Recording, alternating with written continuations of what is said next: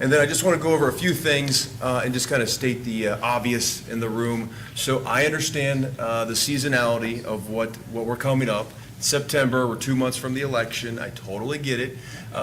It can get spirited, and we have our thoughts and feelings that we would like to express. 5 minutes public comments, that's okay.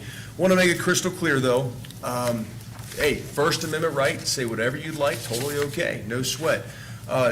Two things. Number one, absolutely no vulgar language, and I think we all can agree on that. We're all adults here. Number two is just don't cross the line of decency. That's all I'm going to say. So if it gets out of hand, I'm going to cut you off and you don't get your full 5 minutes, and I don't really want to hear about your First Amendment being violated. I made it pretty clear. Let's all be adults. It's okay. Say whatever you want, but just be respectful. That's all I ask.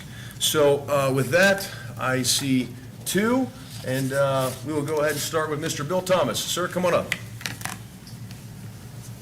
And just so you know, I don't know if you heard Miss Ayers say, but our video is still working on that. She's got the clock, and then she'll let you know when I'll announce 1 minute left. Thank you, Miss Ayers. Mr. Thomas, please go ahead.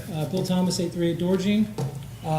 It's a whole lot of stuff to tell me I can only say certain things, and I do remember a previous trustee board, the trustee sitting back there that I lit up a lot that never cut me off. So I do want to say that I respect the fact that I was able to come back up here before and say what I want. So if we're going to start restricting freedom of speech, as you guys know, I can say anything at this podium as long as it's not threatening. So I will say what I want. You cut me off, you know what happens. Hey, Ms. Ayers, will you pause this time? Make sure I'm crystal clear on this.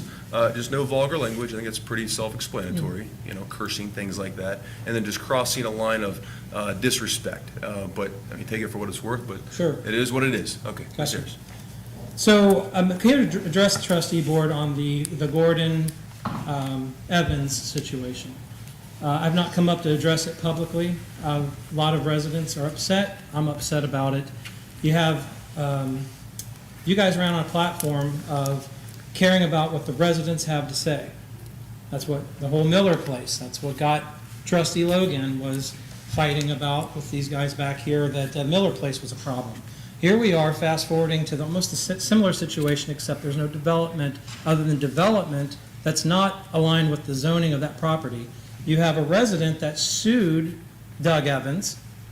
You have a zoning board unanimously saying don't change the zoning laws, and this board voted to change the zoning laws, ruining that resident's case. It's wrong. It's absolutely wrong. How can you run on a platform? There was an article in the Sun from Mr. Logue when he ran, I believe it was 22 on my page, saying that he's running because he believes in transparency and listening to the people. Where was the Gordon's voice when you guys ruled against him and going against this zoning board? So, and the other thing is, when did the rules change that it didn't have to be a unanimous vote to override your zoning board? That needs to be addressed. If you're going to override your zoning board, one no vote should quash it. If you guys can't agree, then so be it. I have issues with the, a lot of us supported you guys in your run. Specifically you, Mr. Logue. We supported you. I was your friend. And you betrayed us. I speak for all of us. You betrayed us. It hurt. It hurt these folks back here. It hurt me. I stuck my neck out. I fought for you to do exactly everything that I fought against. You're in there doing the same thing. You've become nothing more than what I fought against Ken Geis, except you don't have a fraction of the business sense that he had. You have all the negative and none of the good.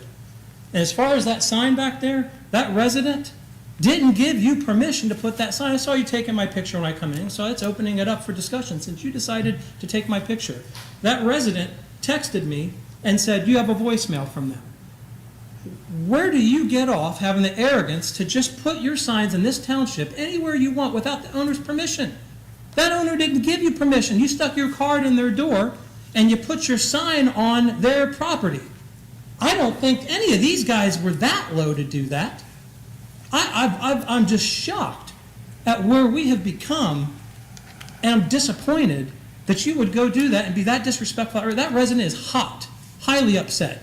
I think that they should to charge you for being on their property, putting stuff without their permission. But she addressed it with you. I sent her your cell number. You have a voicemail. please file a police report with Union Township that I ripped your sign down at the permission, explicit permission of the owner. I was asked to throw it in the garbage. At least gave you the decency to bring it back to you. So you can be all upset and pissed off all you want, but don't put signs where they don't belong in this township just because you want to win an election. And that's not the first one that's coming down, brother. I'm going to keep getting them down because these residents, when they hear what you've done in this case to the residents in this township, you know, it is what it is. You created this mess, Mike. We tried to give you advice. You created this nightmare. It's all on you. And now Tammy's running, and I'll tell you why she's running, because I asked her to run. You're not going to win this easy, buddy. Thank you, Mr. Thomas. And last one I got is Ms. Brinkman. Ms. Brinkman, come on up.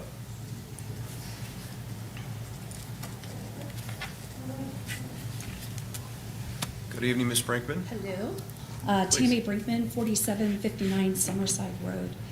My addressing you is going to be less spirited than Mr. Thomas. That's okay.